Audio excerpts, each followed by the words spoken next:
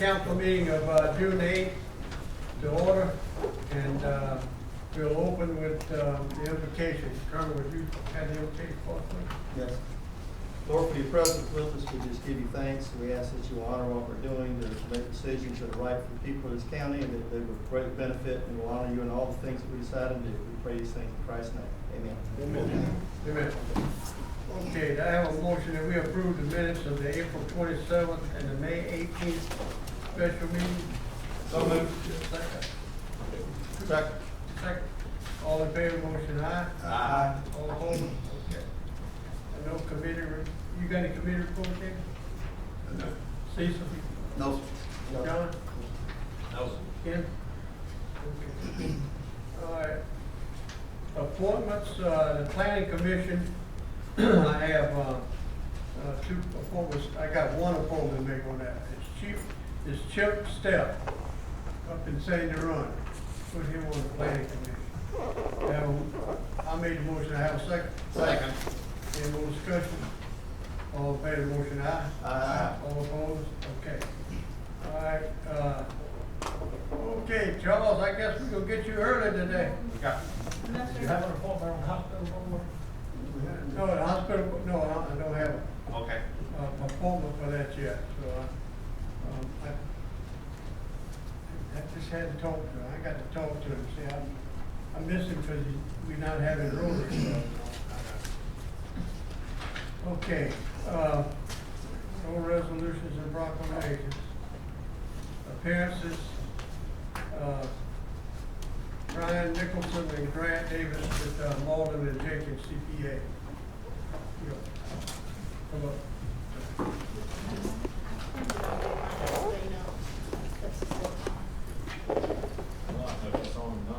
Grant, if you push the top button there.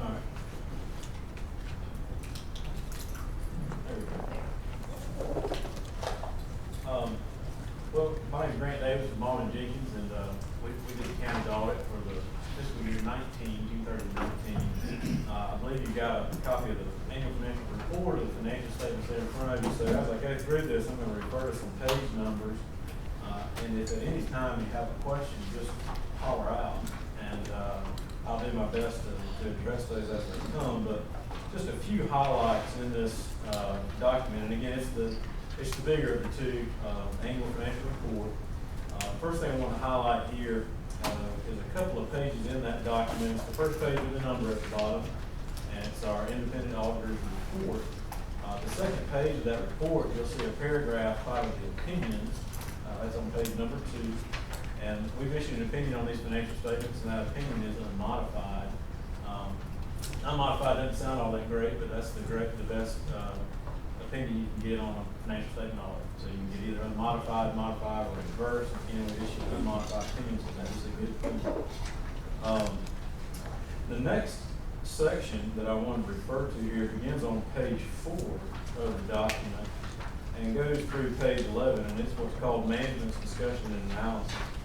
And if you have to read any portion of this document, I would suggest that you read this part, these few pages here. It's been written by management, and it provides information not only on the fiscal year ending June 30, 19, but also the year prior, June 30, 18, and some comparative analysis here and there, and then a look forward into the year we're in now, 2020, at the end of it. The highlights that I'll do as I go through these financial statements will be a little bit later in the document, but I always like to highlight this portion. Again, with such a long document, that this would be a place that I would suggest that you take the time to read through if you read through the document. So with that, I'm going to go straight to the financial statements, and page number 14, and a primary interest with any government is the general fund. And just some highlights from the general fund's balance sheet. General fund reports cash and investments at June 30, 19, about $5.3 million. Total assets of about $7.3 million. So a large portion of the general fund's assets represent cash and investments. Again, I'm adding some numbers together and rounding, so if you're not following me anytime, just holler out. Fund balance in the general fund, for the last subtotal on that page, $6.2 million, and of that 6.1, almost 6.2 is what we call unassigned, so not restricted or assigned to a specific purpose, but available for the county to spend. And that's a good number, a good place to be, especially at June 30th. It's such a lean time of year, and that your property taxes are coming due later in the fall. So to be at June 30 to have $5.3 million in cash, with a general fund that spent last year about $12.3 million, you're essentially at about 50% of your fund balance, and that's a great place to be.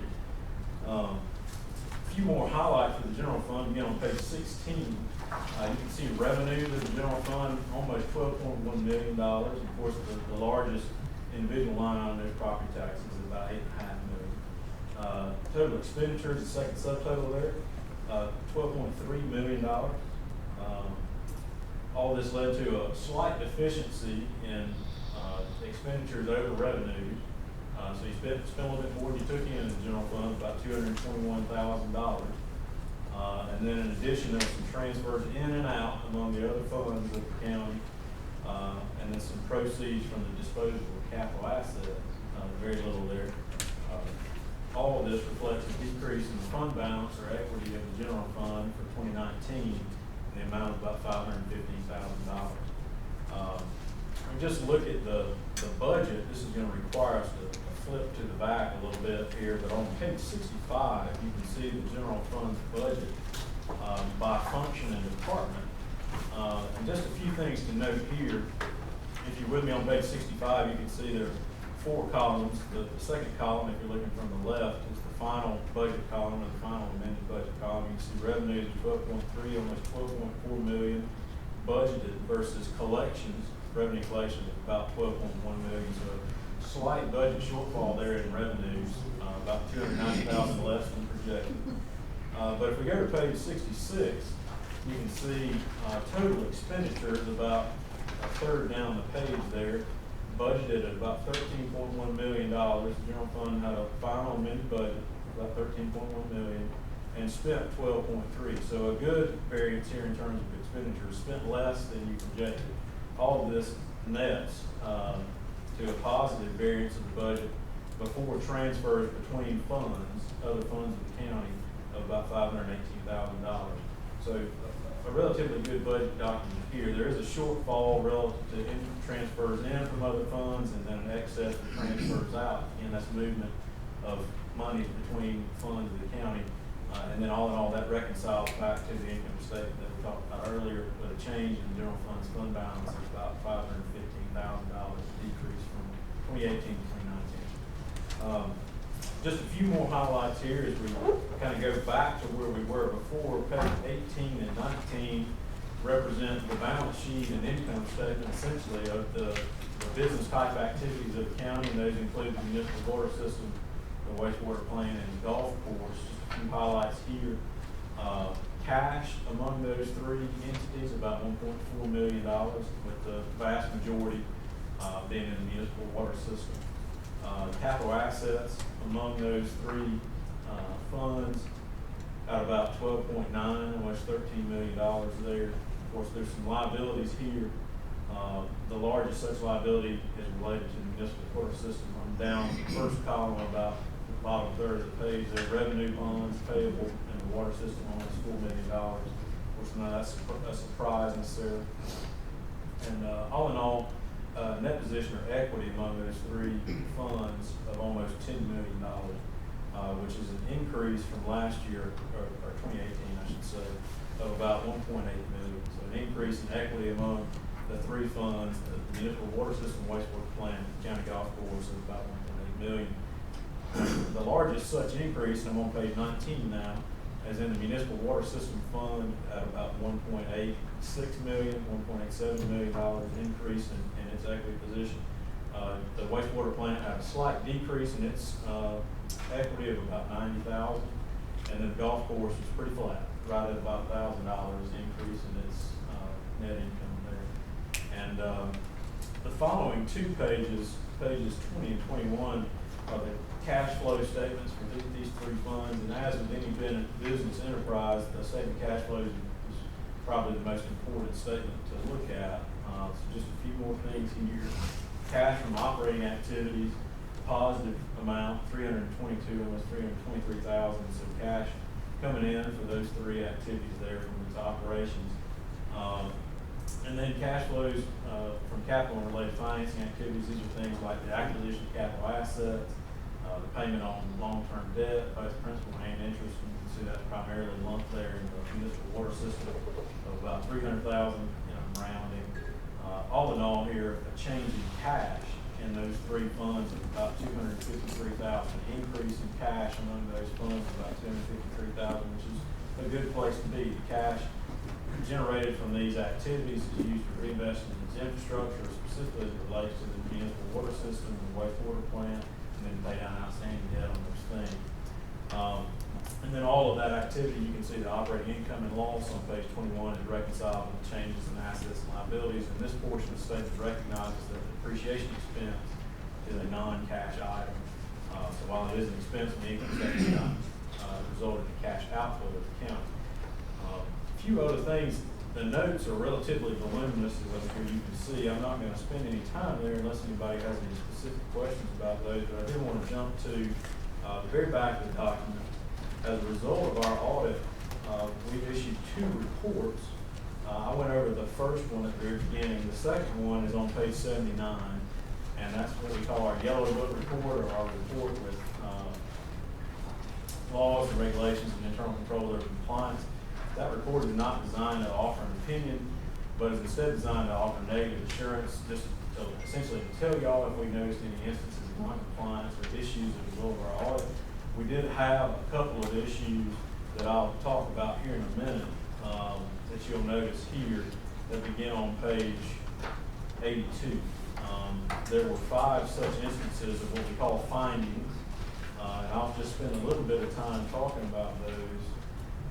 And then again, if you have any questions, please interrupt me. The first one is what we call segregation of duties, and that is essentially for the offices listed here in the second paragraph of that finding.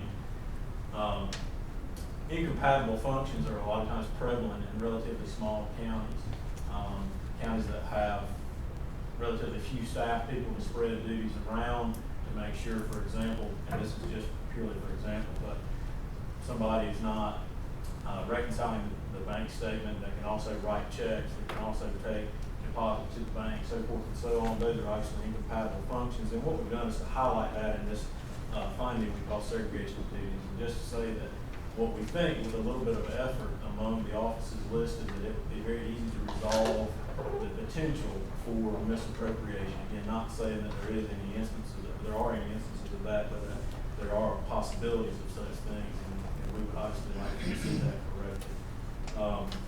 The second of the 2 findings begins on page 83. It's called recording of receivables and allowance for uncollectible accounts. That's relative to the county EMS program. We were talking about this a little earlier, but anytime that somebody requires a ride in an ambulance, they incur a fee, and those go largely uncollected if there's not backed by insurance or Medicaid or Medicare. So that is to say that there's usually a relatively large account receivable balance for those services, and then a large allowance, saying that those are probably not going to be collectible. All we did with this finding was quantify that amount, and just to say that there is a receivable out there, and it's now been recorded, and then partially offsetting allowance for those balances to recognize the fact that they're not all 100% collectible, but they still are an asset account. And the net amount there, you can see in the effect paragraph was about $102,000, recording that receivable, that net receivable. The third item is proper reporting for component units. This is really just a skeletal or structural change, and the way the county had reported some activities in the past. The Calhoun County Economic Development Corporation had previously been discreetly presented. This may sound like Greek to all of you, but I don't know any better way to say it. It was shown on your statement of deposition or your balance sheet in its own separate column in the past. Due to its makeup, it should have been shown as any other fund of the county. And what we did is we took that one off the face of the statements, then we added in the Sandy Run Fire District to be shown the way the Economic Development Corporation had been. Previously, the Sandy Run Fire District had been shown just as a fund, but due to the makeup of its board and its relationship with the county, it was more properly presented as a discretely presented component unit. And you can see that on page, just to maybe help show you what I'm talking about. You can see that on page 12 and 13. So on page 12, all the way to the right, you'll see a column that says component units, Sandy Run Fire District. It's a discrete presentation as a component unit, not included in the governmental or business type activities of the county, which is the primary government. But to show it as a related organization, a component unit by legal definition, and reported here. And then again, the same thing on page 13, and a little different presentation, but still shown discretely like that. In the past, the Calhoun County Economic Development Report was shown similar to this. It has now been moved to be just like a fund of the county, any other fund, and you can see it on, let's see, page 73 and 74 is its income statement, and page 71, 72 is its balance sheet there.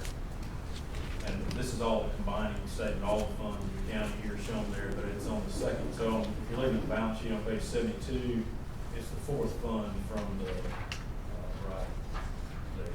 So anyway, just a change in presentation there to get that recorded the way that we feel like it is properly recorded. And the result of that, basis of the county had to change and adjustments had to be made to record certain things a certain way. So that's really just a structural item. It's not something that will repeat itself in future years. So a one and done finding, if that makes sense. That was probably more information than you wanted to know.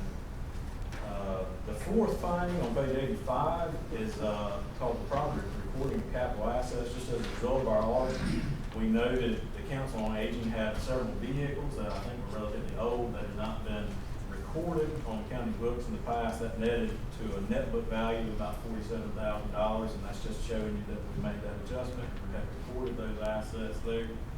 And then the fifth item begins on page 85 and ends on page 86. It's called uncollateralized bank deposits. South Carolina state law requires that banks pledge assets to the deposits of public entities, local governments. As a result of our audit, we noted that I believe it was Farmers and Merchants Bank had only pledged the FDIC coverage that everybody gets, the $250,000 per deposit. That's since been resolved. But at the time of the audit, they did not have proper coverage on the county's deposits. So I know that may have been information overload throughout all of that, but if you have any questions now, or if you have any down the road, we're certainly happy to answer. Anybody have any questions? Okay. Pretty thorough. Yes, sir. Thank you, Grant. Y'all can leave if you want, if you don't want to hang around for the rest of the meeting. Appreciate it. Denise, you got any questions? Oh, no. I do want to make a statement, though, the findings that he said.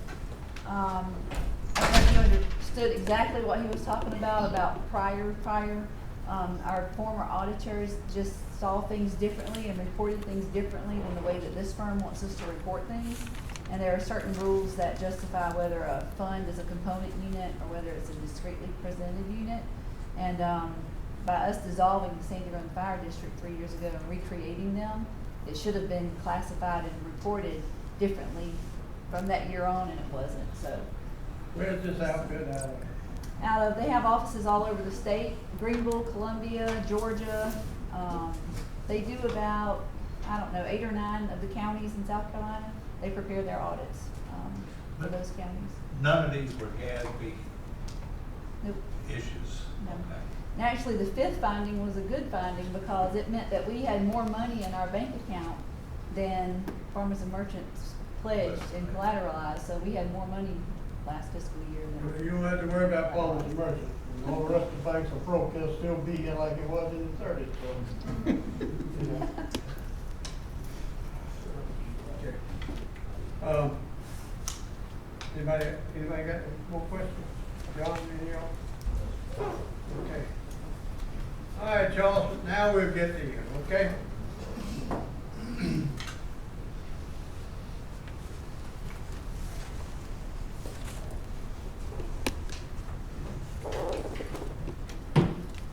I'll take this off the screen. Okay. Good evening, everyone. Before I get started, thank you so much for allowing me to come and have some time. Before I get started, I would like to recognize 2 of my board members, Ms. Cynthia Keller and Boyd McLeod. Thank you all for being here. Just want y'all to know they're doing a wonderful job. Thank you for appointing them. And also, out in the audience, we have one of our new vice presidents. She's here from the great state of Florida. Samantha Robinson, she's been with us for a month and a half. She oversees our physician enterprise. Joining me is going to be our chief nursing officer, Ms. Dana Dalton. And I really want to bring up just two topics today. Hopefully you can hear me okay.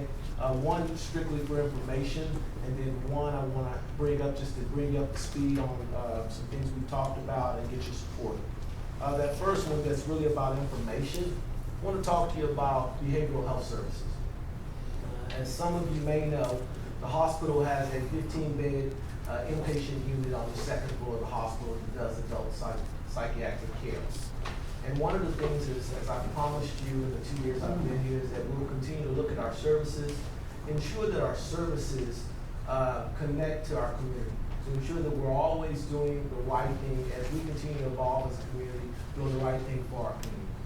As we've done community health needs assessments, one of the things that we have seen as we look throughout tri-county areas with the decrease in our population, the one group that is growing is the geriatric population, our seniors, our seasoned saints, as I like to call them. You know, that is our one growing population. And when we looked at that unit, one of the things we found is that last year alone, in the behavioral psych unit that takes care of just adult patients, not geriatrics, but just adult patients, we lost $3 million on that one unit alone. That's significant. When you think about the sustainability of a hospital for the 2 counties that own us in the 4-county region that we treat, we have to ensure that we're doing things that drive sustainability for the future, for the communities that we serve. So we said, okay, we know that that's a factor, but are we doing the right thing? When we looked at our community health needs assessment, we said, okay, if our geriatrics are the group that's growing, are we doing the right thing by them? We looked at geriatric psychiatry, and what we found is that there were no beds within a 50-mile radius. 50-mile radius, and we said, okay, we need to look at this. How are we serving that group? So after doing that assessment, working on our board, and the team is doing a really good job, we found that we needed to open that unit. So what we basically have decided, and the board has looked at it, and we're partners, we're going to be taking that unit later in the summer and flipping that unit, going from adult psychiatry to geriatric psychiatry. Now you might ask the question, Charles, you started out by saying that you lost $3 million. The beautiful thing about the geriatric psychiatric population is many of them have government paid Medicare. And we believe by making that transition on that unit, it's going to not only offer a service to our growing population, it's also going to take us from what we predict to be about a negative $3 million a year to a positive $1 million a year on that one unit.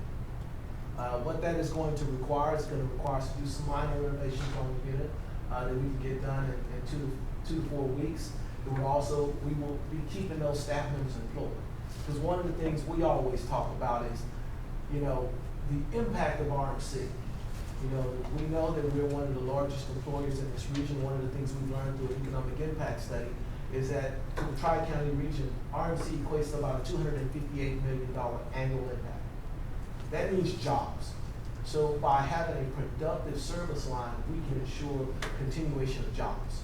And that's important to us. So we're going to be doing that. The board is fully supportive, and I thank the 2 that are in the room. But there also brings about questions. Some might say, well, what about those adult psych patients? If you're going to close the unit, how are you going to take care of some of those patients? And we've done some things, and I'm going to ask that Dana speak to some of those things that we're going to be doing in our CDU or our clinical decision unit in our ED. But I want to make sure that your questions are answered. We've met with the county administrators on the Calhoun and the Orangeburg side, law enforcement in Orangeburg County. But we want to make sure that you just don't hear about it, but you know about it. Dana? Thank you for having us this afternoon. So what we're going to do with our clinical decision unit is currently we utilize that when we have behavioral health patients that come in, so we can have them evaluated and see if they're appropriate for admission to our inpatient unit. So we have partnered with the South Carolina Department of Mental Health to employ telepsychiatry. So what that technically is going to allow us to do is to have a virtual psychiatrist see these patients around the clock. Currently, we are utilizing our physicians, and it's usually 12 hours if it's the middle of the night before someone sees these patients. So One thing we'll have is we'll have the ability to see all patients in a relatively short period of time. The great thing about that is currently when we have a psychiatric patient that presents to our hospital, we don't have access to their psychiatric medical and treatment records. With the partnership with South Carolina Department of Mental Health, we will have that access to their health records. We will know if they've not taken their medication, if they've not followed up with their physician. How is that gonna help? Because frequently when we work with somebody that can't tell us what medications they've been on, that's when our physicians kind of try to have to piece the story or the puzzle together with reports from family members, what the patient might remember. Now we actually have those medical records, so we can provide faster treatment, we can get them back on the appropriate treatment plan, and we can get them turned around and out of the hospital to outpatient services so that they can get the treatment that they need and live productive lives. So that is something that's going to be very, very beneficial to everyone that comes to our organization to seek care. And we do have everyone from children to geriatrics. So you know that we do not provide care for children. We do see them in our CDU and get them stabilized so that we can get them to the freestanding psych facilities that accept children. So that's much better for them, because frequently we'll have children that will stay from 4 to 14 days before we can find them an available bed. So this way we have access to their records as well with a treating psychiatrist or psychologist that can make sure that they get their medication and they can get the treatment that they need so that they can go home with their families as soon as possible. All right,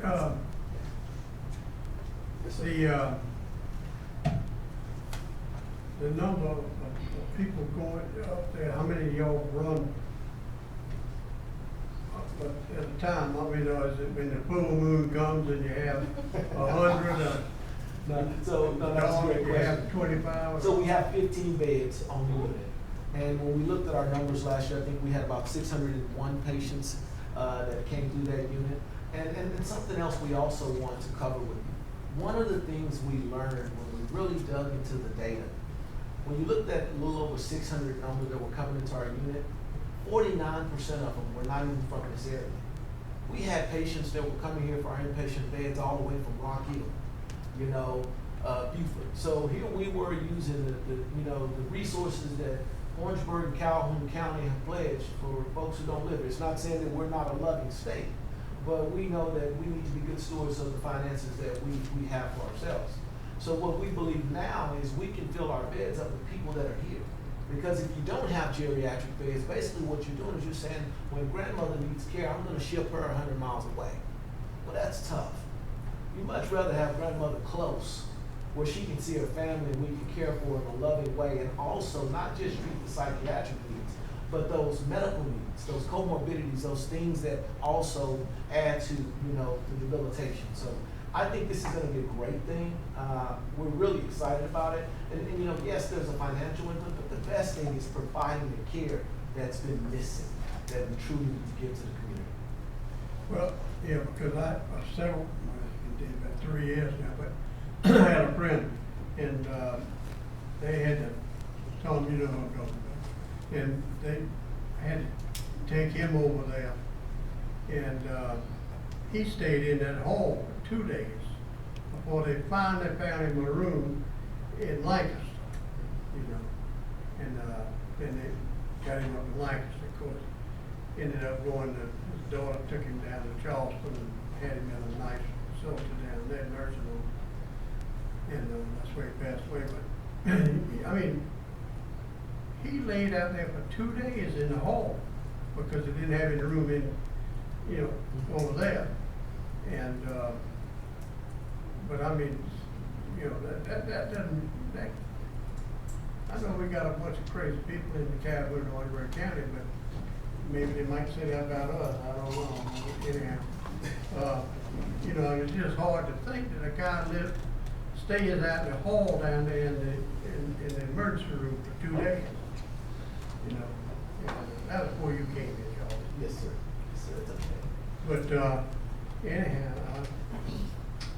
I just don't want that to happen, because So, bad enough when somebody laying out there. You know, I mean, it's bad enough.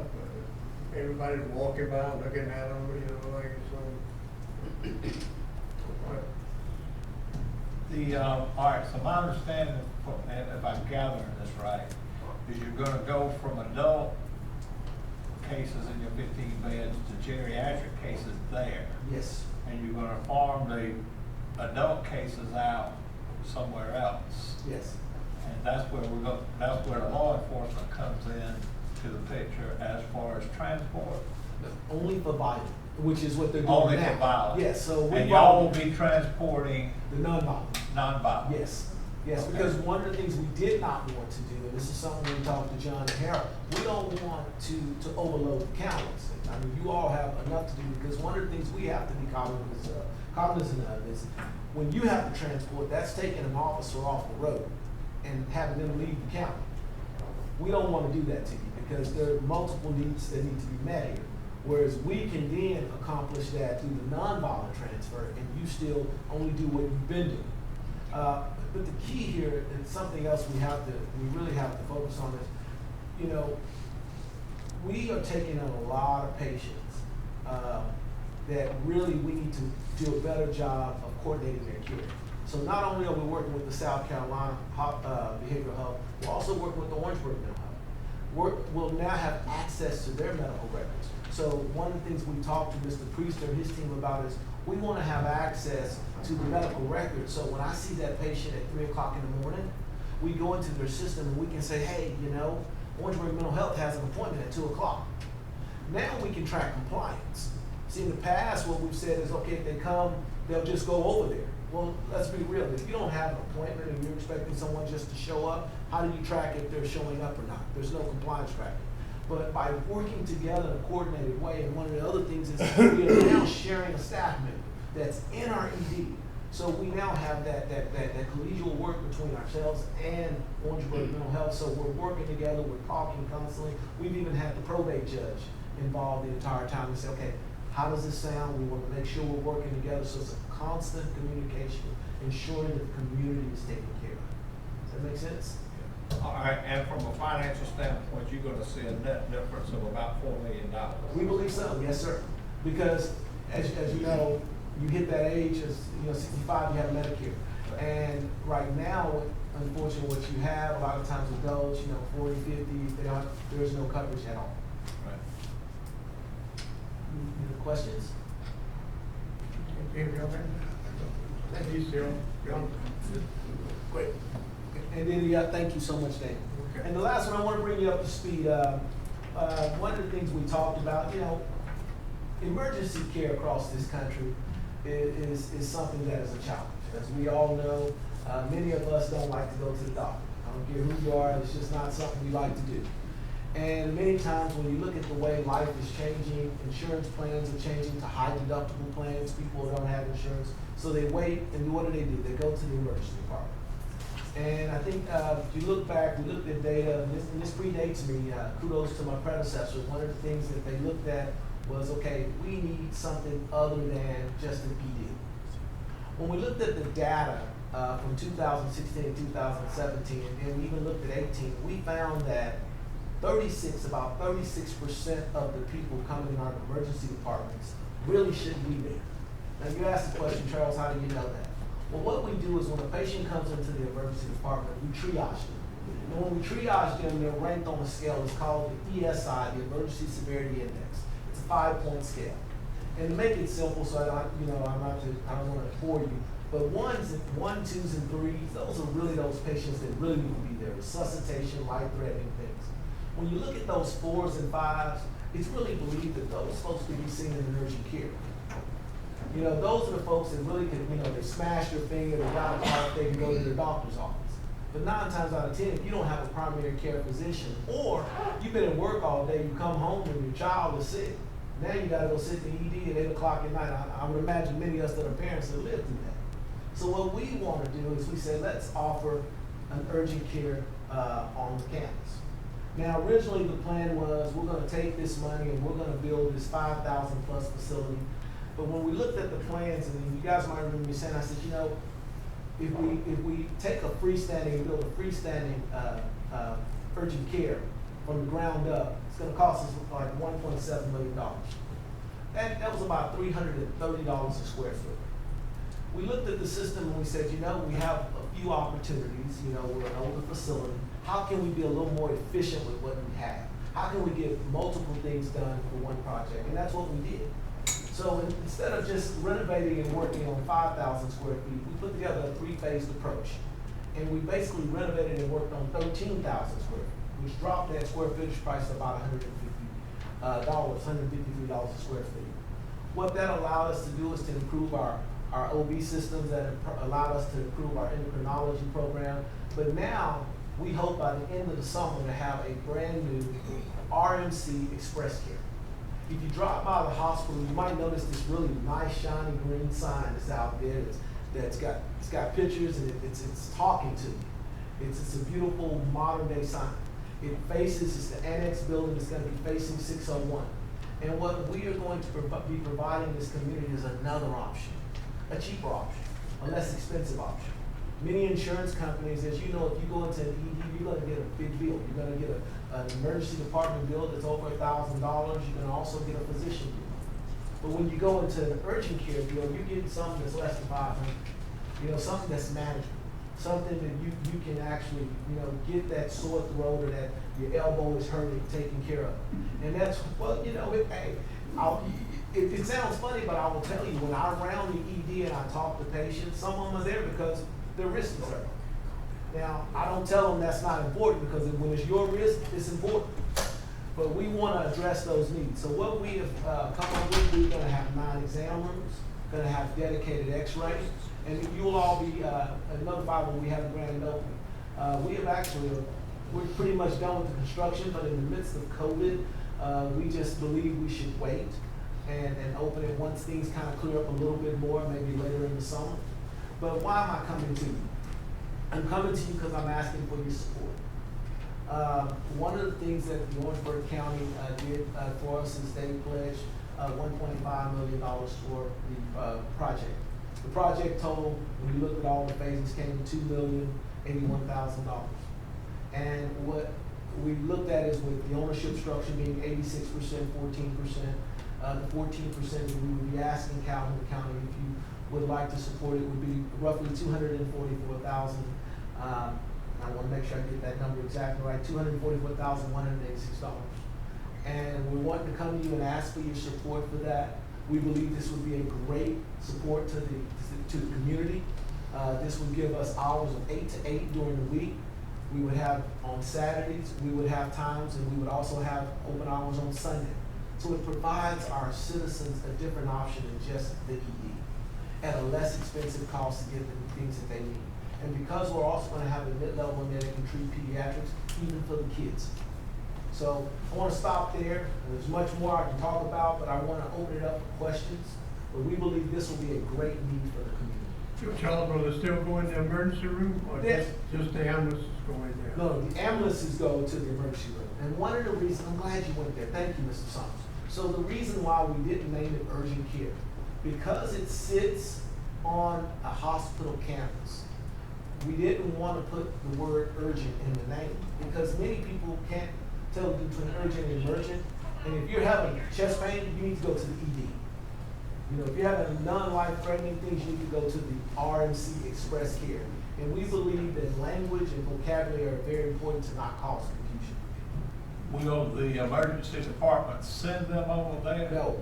If they come to the emergency department, they are going to be seen by the emergency department. One of the things that's very important for us is to ensure we're educating the community. Well, that's what I was getting at. And how are you going to educate people to? So that's the thing. We're going to have to educate, get out to the community, talk to people about the differences, signage, you name it. But once they come to the ED, we need to treat them because, as you know, EMTALA is in play. And what you don't want to happen, so I'll give you an example, there are actually documented cases across this country where people have gone to the emergency department. They've been triaged, and someone said, well, you know, said the wrong person said, well, you know, you should just go to urgent care. but they really should have been to the ED. You now have an Yeah, intolerant. I understand. Your Now, you liability, can- your yeah, liability. Exactly. Now, you can be sent from the from the express care to the ED, but we will not be sending people from the ED. That's what I was to gonna urgent ask. care. I was gonna ask that, but But they gonna still fill up that emergency room. You Well- don't think so? No, at first, yes, but this is an educational process. It's important that we get out. It's important that over time, we educate people what's emergent and what should go to an express care. Right now, we haven't had an option, so it's gonna be an evolution. You know, this is something we've never had. The only thing about it, the only urgent care we've had is the one that's way out in Santee. Well, people that live in Orangeburg and Calhoun proper are not driving to Santee. You know, as you give people different options, now you have to educate, and I'll tell you, our marketing team led by Ms. Carol Connecting Grant, that's one of the things we're gonna be doing. You'll see our robotics that we've started. We're having people come in, they're signing up for robotic surgery. We've never had that here. It takes time, and we have to be committed to that education, and we are. since you brought up the Santee, is that facility used, I mean, is it working out pretty good for you as far as the amount of use? Yeah, people are using I mean, it. I've used it one time, Yeah. so I'll tell you, we in did. Orangeburg County. Well, I was down there. I didn't know that wasn't me, okay? I got injured at Poplar Creek, which I went to the thing in Orange, in the Santee, and I got good, good treatment there. Well, I'll tell you, they're actually asking for more. We are, one of the things the Orangeburg County Council has offered is for us to do some expansions out there. And so we did a town hall in Holly Hill and in Santee back in the fall. I can't remember the exact date, but I'll tell you, they're asking for more. Right. But Charles, is it, excuse me, man, You're fine. is it open 24 hours a day down No, there, Santee? no, it's not 24 hours. That would be emergency care. Now, you like our BBMC, which is our Bamberg Barnwell Emergency, that's 24 hours. That's different. Now, this one you wanna put over on the campus over there in Orangeburg, it'll be 24 hours a day. No. It will be 8 to 8 Monday through Friday, 8 to 8 on Saturdays, and 8 to 4 on Sundays.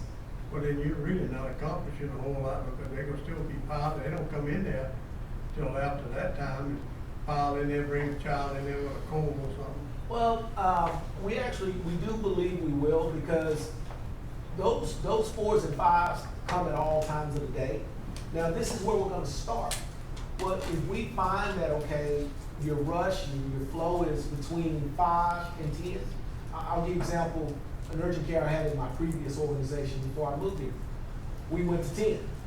That's because we found we had a need. But think about just in our community, there's not a lot of traffic after about 8 o'clock, normally. I mean, right now, the Walmart's closing at 8:30, and I don't think many folks are really concerned. I'm a little late out, so I get a little bothered by it, but most folks, there's less traffic. But my commitment to you is this, and our commitment is if we find that we're having more traffic 7 to 8, well, we didn't have to look at that. To your point about Santee, we've had questions about opening different hours.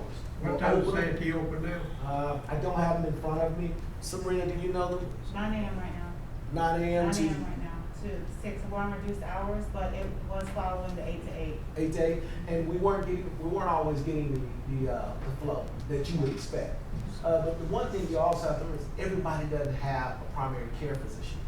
I don't know if we've ever talked about this. When you look across the state of South Carolina, on average, there's about 10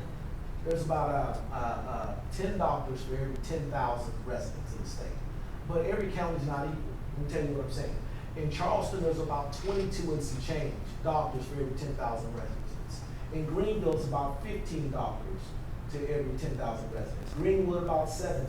Orangeburg, about 8 to every 10,000. Calhoun, about 2.5. So you see what I'm saying? When those numbers, you have those disparities in the amount of primary care physicians to every 10,000 residents, people are left only to the ED. But now we can give them another option.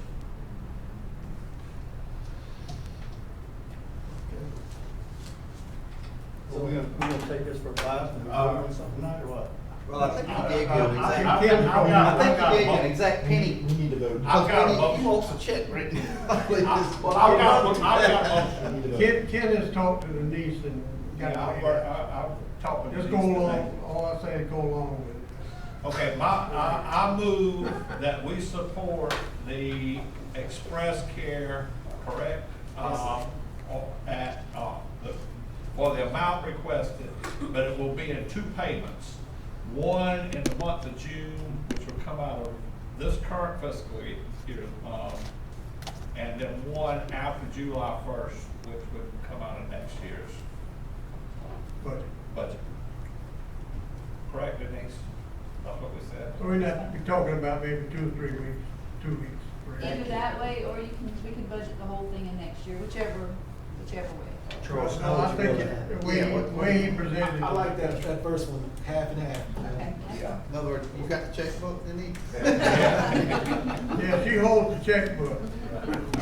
She's my best friend, right? I like that. Well, You did take care of me a couple weeks ago with Chase's eye. What for Mr. Charles being there that night, I mean, that was, we waited a long time and and what time was it when I not was that there? it has anything to do with money, I'm just Yeah. saying. But what time was I there? Oh, gosh, I at like my board members. 2:30 I want my board AM members to hear till that. 6. He was there the same time I was, from 2:30 till 6:30 in the morning. And I was like, what are you doing here? We love I'm so glad he was there though, because we were sitting in that lobby for a long time, but it's, I mean, they were seeing patients, so they were busy when we got back there. It was a busy place that night. So urgent care, I'm all for the urgent care facility. So, All right, we got a motion, we don't have a vote yet. yeah. So we need a motion. We got a motion, a I second? got a motion. I have a second to that motion. Second. Who seconded that? Boy, you didn't second that. That was, Steve seconded that, okay. Yeah. All right, any more discussion on the motion? All in favor of the motion, aye? Aye. All opposed? Okay. Thank y'all so much. I appreciate it. Thank I'll you. drive you away. Thank No, you. that's fine. Thank you. Thank you. for coming. Thank y'all so much.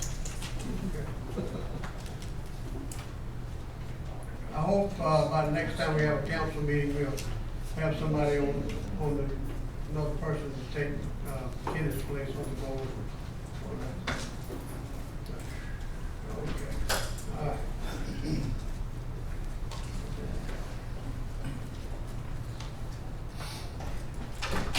On the old businesses, does anybody have any old business come up? We don't have any on the agenda. Anybody got anything? John, any of y'all got anything? No, sir. On the new business, does anybody have anything? John, y'all need? I do actually, in regards to this payment here to the hospital, we probably need to make a motion and approve a budget transfer on these lines, same lines, from our construction line item and the capital improvement fund to pay for the half, the $122,093 to the Mr. hospital. Chairman, I move that we make a budget transfer from construction to capital improvements to allow Denise to write the portion of the check from this year's Have budget. a second to that? Second. Any more discussion? All in favor of the motion, aye? Aye. All opposed? Okay. Good. Any other new business come up? Vicki, you got anything? No, sir. Okay, let's get on these ordinance.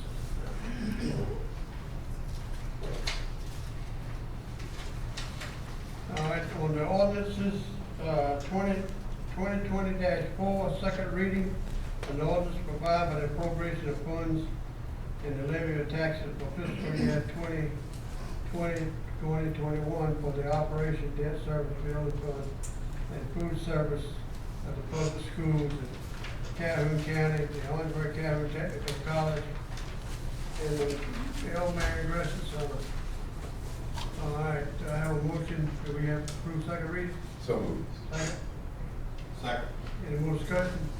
All in favor of the motion, aye? Aye. All opposed? Okay. All right, second reading on ordinance 2020-5, an ordinance to provide for the levy of taxes for capital improvements and debt service for Calhoun County for the fiscal year beginning July 1, 2020, for the expenditure thereof. I have a motion to approve second reading. So moved. Second? Second.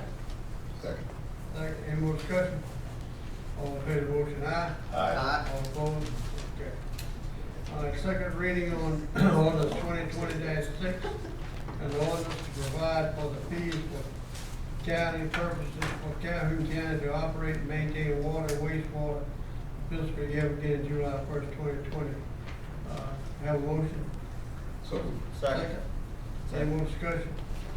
All in favor of the motion, aye? Aye. All opposed? Okay. Second reading on ordinance 2020-7, an ordinance to provide for the fees for county purposes for Calhoun County to operate and maintain Calhoun Hills Golf Complex for the fiscal year beginning July 1, 2020, for the expenditures thereof and the funds thereof. I have a motion, we approve second reading. So moved. Second? Second. Any more discussion? All in favor of the motion, aye? Aye. All opposed? Okay. Second reading on ordinance 2020-8, an ordinance to provide for the levy of 4.12 mil taxes to operate and maintain the Sandy Run Fire District for the fiscal year beginning July 1, 2020, and to appropriate other funds for the expenditures thereof. Have a motion? So moved. Second? Second. Any more discussion? All in favor of the motion, aye? Aye. All opposed? Okay.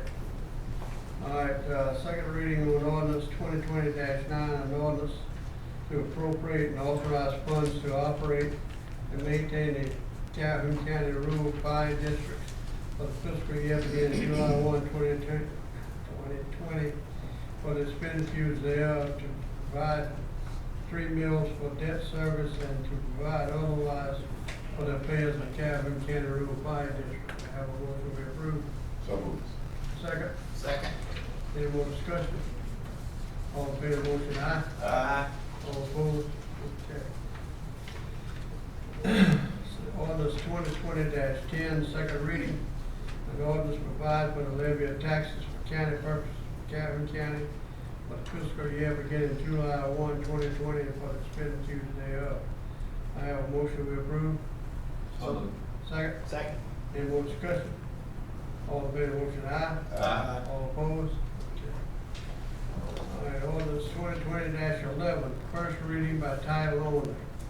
I have a motion that we approve first reading on ordinance to amend ordinance number 95-6 as amended by subsequent ordinances relating to the joint county industrial park of Lexington and Calhoun counties, so as to enlarge the park and other matters thereof related. Have a motion we approve? So moved. Second? Second. Any more discussion? All in favor of the motion, aye? Aye. All opposed? Okay. All right, Mr. Administrator, you got anything? Yes, sir. Two things, Chairman. First thing is, one of our convenience sites that we lease, we've got a request for an increase in the yearly lease. It's $1,000 a year increase to Carson. I'm sorry, $500 a year increase to Jerry Carson for the convenience site location. Where is that location? That's down at, Cam. down in your district, then. Carson. Okay, down by, We down by have- the trucking company down there. That's right. We have 5-year leases on 2 of them, the rest of them we've all bought, but this one and the one in Cameron, they didn't want to sell, so they wanted to Right, keep the yeah. lease. And we've been paying $500 a year for many years, but he called today. It's time to renew it, and he wants to increase it to $1,000 a year. So it'll be $5,000 for the 5 years, which is the same that. Cameron. Okay, have a motion we approve? So moved. Second? Second. Huh? Go ahead. Seconded that. How you know where the line goes? I know which side my road is. Hey, you got the road, you got the side of the road with all the boulders on it, I got the side with the fields. Any more discussion? All in favor of the motion, aye? Aye. All opposed? Okay. And then the last thing, Chairman, is, once again, the 22nd will be the next county council meeting. That will be third and final reading on the budget, so if you have any questions, concerns, let us know. Okay, thank you. All right, do we have anything for executive session? No, sir, we don't, but Brandy just reminded me, and thank you, Brandy. We've got two COVID testing dates, two different locations. The 10th, this Wednesday, in Cameron at St. John's from 10 to 2. And then here at the annex on the 17th, next Wednesday, from 10 to 3. It's 10 to 3, I'm sorry, 10 to 3, both days. So Everybody get that? Cameron this Wednesday, here next Wednesday. Okay. Dr. Boyd, you got anything you'd like to say, Lois Weather? Just want to remind you all that we do have a board meeting on Thursday. It will be at noon. It's a teleconference, sir. Right, good, thanks, sir. Thanks, sir. All right, no executive session, you got? No, sir. Good. Do I have a motion to adjourn? So moved. Second. Any more discussion, all in favor, vote aye. Aye. All opposed?